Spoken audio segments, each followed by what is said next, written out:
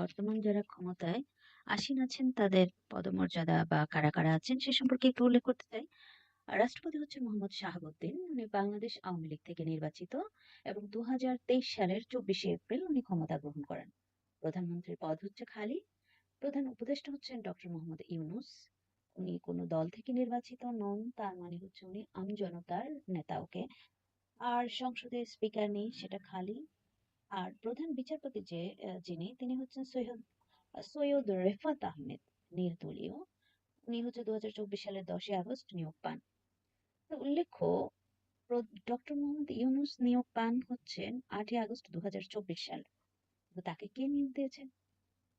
আইনের যে বিষয়টা সেটা আমরা জানি। হয় আপনার স্পিকার দিবেন, যেহেতু সংসদে স্পিকার নাই তাহলে উনি দিতে পারেন নাই। তারপরে হচ্ছে প্রধান বিচারপতি দিবেন, কিন্তু প্রধান বিচারপতির পদও তখন খালি ছিল। তাহলে কে তাকে নিয়োগ দিয়েছেন? বিষয়টা আসলে প্রশ্নের সম্মুখীন করছে সবাইকে।